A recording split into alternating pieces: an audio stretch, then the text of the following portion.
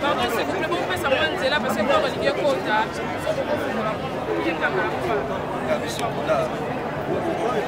na bato nyonso bafandi batelema toyamba nzoto ya ndeko na biso Dadi Kambala.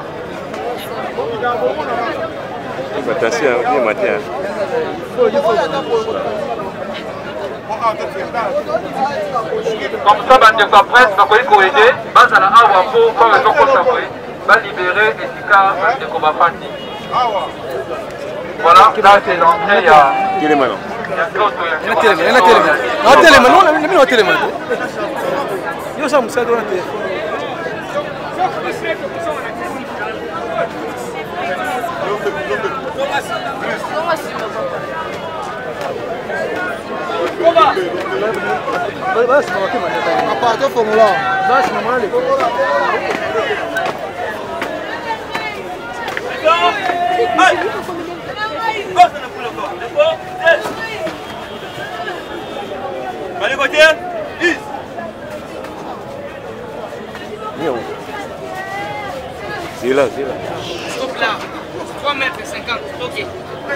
Merci, nous demandons l'assistance de ce maître.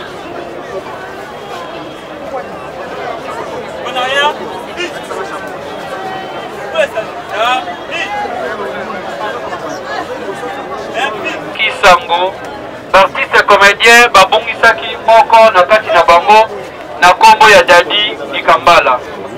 Comme de coutume na biso artiste comédien, monument oyo etelemi awa eza genre lokola panthéon, eza monument des artistes.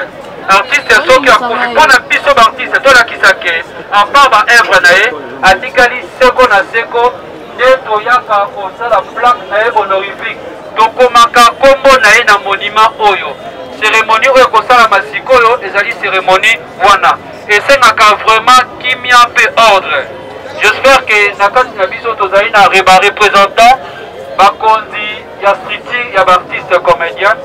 Tomoni mpe tozali na mama na biso azali député national ya Funa honorable Christelle Wamba. Tozali na bourgmestre na biso Jise Kadima oyo azali lokola mokolo. Tozali na etape liboso tozo explique bino oyo afusa bandai kosala nini. Ya mibale lokola tozo courir derrière Gonga kolo mabele nawa nde tozali koinvite na oda mpona kodévoile plaque honorifique.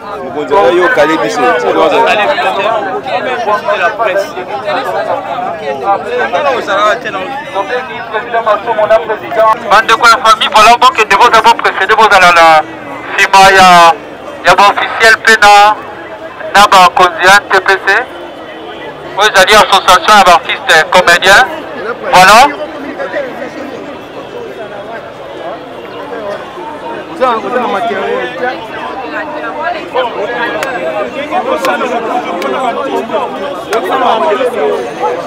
lelo toyete kotika ndeko na biso Dadi esika oyo ekozala bambula na bambula soki moto aleki na Kinshasa oyo ayebaka ye akoleka awa po atanga kombo mpe matanisi na ye ezongela ye.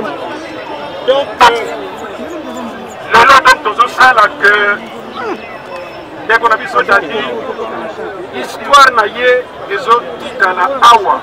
Mutu nyonso akokuta bisika nyonso place des artistes lokola ezali esika oyo bato nyonso balekaka soki aleki awa akoka mpe kotanga akomona kombo ya Dadi mpe histoire na ye ekozongela ye. Oyeba ke oyo azali deuxième ebale mondial auti kotika biso. Premier ebale mondial évidemment original ye moko atika biso.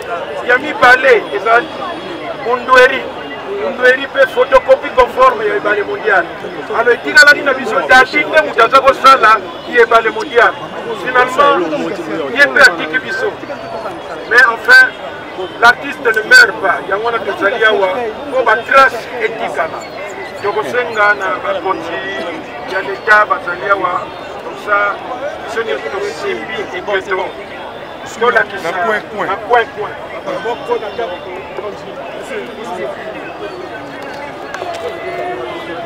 Voilà, là nous sommes en train de voir là, dévoilement officiel, il y a plaque honorifique des artistes Dani Dikambala. Voilà. Après qu'on dévoilait, on va inviter Kozio Bazawana dans TPC. Voyons maintenant qu'on fait la tour et on s'accueille. Hommage pour rendre honneur à Fouka, l'artiste comédien. Voilà. Merci beaucoup au bourgmestre Jean-Claude Kanima. Voilà. Ça va être un mot sur le mot.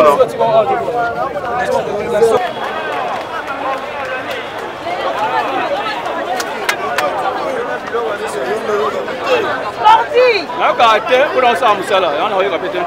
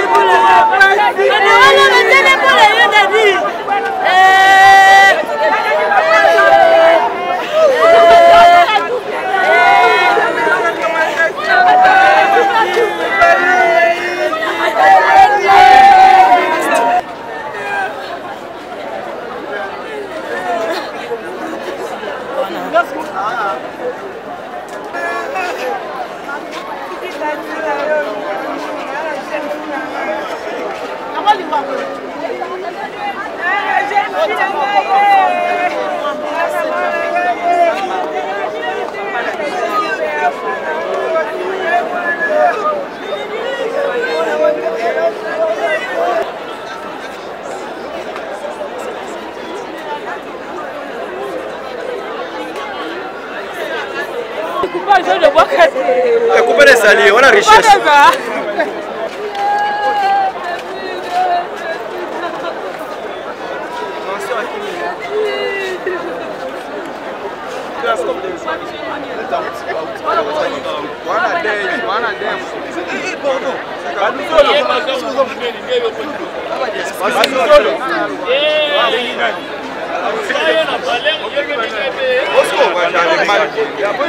Osco,